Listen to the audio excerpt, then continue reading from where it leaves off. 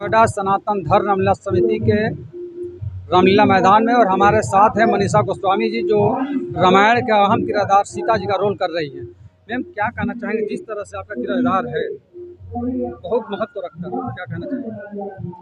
मैं यही कहना चाहूँगी कि हम लोग जो हैं, जब भी मैं चाहे सीता हूँ, चाहे रावण है, चाहे राम लक्ष्मण है, चाहे हनुमान जी हैं, सब बहुत ज़्यादा रिस्पॉन्सिबिलिटी हम लोगों के ऊपर कि हम जो न्यू जनरेशन है, जो हमारा कल्चर भूलती जा रही है, ठीक है, हम उनको कोई ऐसा मैसेज दें ताकि उन्हें पता चले कि एक्चुअली हमारे धर्म में कितना कुछ है। हम लोग बाहर भागते हैं, बाहर के लोग हमारा कल्चर पकड़ रहे हैं। आपने देखा होगा आजकल यूट्यूब पे भी देखा होगा, कई जगह देखा होगा कि बाहर के लोग हमारा कल्चर पकड़ रहे हैं, राधा कृष्ण के वो कर, लेकिन हम लोग अपना कल्चर धीरे धीरे भूलते जा रहे हैं, वेस्टर्न कल्चर की तरफ चल जा रहे हैं धीरे धीरे, ठीक है। तो ये मंच जो है, जैसे कृष्ण लीला होगी, राम लीला होगी, यहाँ से हम लोगों को ज़्यादा से ज़्यादा बताने की कोशिश करते हैं कि एक्चुअली क्या था। हाँ, ये ठीक है, कई लोग इसे सिर्फ एक मतलब नौटंकी समझते हैं, बट नौटंकी ना समझ के इससे अगर गुड मैसेज लिया जाए तो बहुत कुछ चेंज आ सकता है। तो मेरे अकॉर्डिंग जो है मतलब साल में एक बार नहीं, मतलब कई बार ऐसी चीज़ों का मंचन होना चाहिए जिससे कि न्यू जनरेशन को पता चले कि हमारा हिंदू धर्म में क्या क्या है, सनातन धर्म में। जी, जब आप लक्ष्मण जी हिरण के पीछे जाते हैं, सीता जी घर में रहती है, रक्षा खींच के जाते हैं, बोलते हैं मगर उस समय रावण आता है। रावण का और सीता का जो एक डायलॉग, उस वक्त सीता जी जो है पहले तो थोड़ा सा घबरा जाती हैं क्योंकि वो एक अकेली थी उस वन में, लेकिन उसके बाद वो एकदम इकट्ठी, मतलब हिम्मत इकट्ठी करके फिर उनको बोलती हैं कि हे दुष्ट, खड़ा रहे सावधान, स्वामी अभी आने वाले हैं, जो धनुष तोड़ कर लाए थे वो ही मेरे रखवाले हैं, दानी के बटुए की क्षमता करती झोली भिखमंगे की, सूर्य के पास पहुंच जाऊं, इच्छा ये नीच पतंगे की। यानी कि सीता जी उसको मतलब वहीं अलर्ट कर देती है कि तेरी औकात या तेरी हिम्मत नहीं है कि तू मुझे टच कर सके। हम रामलीला में दिखाते हैं वैसे कि सीता जी को टच किया था, लेकिन असल में रावण ने सीता को टच नहीं किया था, वो अपनी मोह माया के कारण उन्हें ले गया था।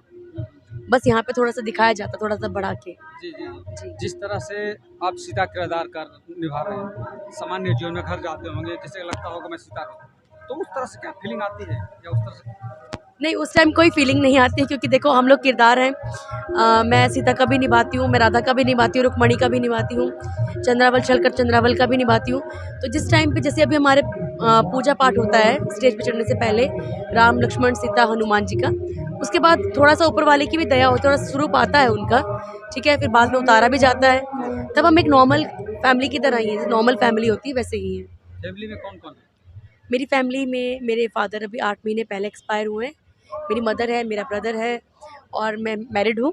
मेरे इन लॉज दिल्ली में है। मेरी मदर इन लॉ भी लास्ट ईयर ही एक्सपायर हुई है। मेरे हस्बैंड है, वो भी लक्ष्मण का ही किरदार करते हैं। मेरा देवर है, वो भी लक्ष्मण का ही किरदार करता है। बाकी सब टीचिंग प्रोफेशन से हैं। मैं टैरो रीडर हूँ बाय प्रोफेशन। सो बट ये है कि साल के 10 दिन हमारे लिए बहुत इंपॉर्टेंट होते हैं, ये हम राम जी के नाम पे देते हैं। कोई और डायलॉग है सीता जी का जो रावण के साथ दोनों जो हुआ? हाँ, आज होने वाला है। जब अशोक वाटिका में आते हैं तो जैसे रावण बोलते हैं कि एक बार, सिर्फ एक बार मुझे देख ले, मतलब मैं सिर्फ तेरी एक बार देखने के लिए मतलब लालसा है मुझे और कुछ नहीं है।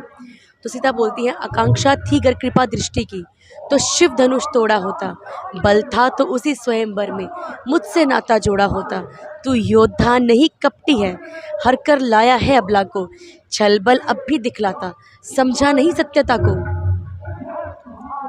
जी, बहुत बढ़िया। और जैसे कि कोई एक, जैसे कि आप रथ से जा रहे हैं, जी, रावण ले जा रहा है, एक दो और संवाद सुनाइए, एक दो और डायलॉग। रथ के टाइम पे हमारा कोई संवाद नहीं है, बस उस टाइम पे सीता जी सिर्फ अपने स्वामी को याद करके, उनके दिमाग में इतना कुछ होता ही नहीं है, सिर्फ ये होता है कि कहीं ना कहीं से प्रभु आ जाए और मुझे ले जाए, ये रहता है। इसके अलावा आप जैसे कि आज क्या क्या रोल करें?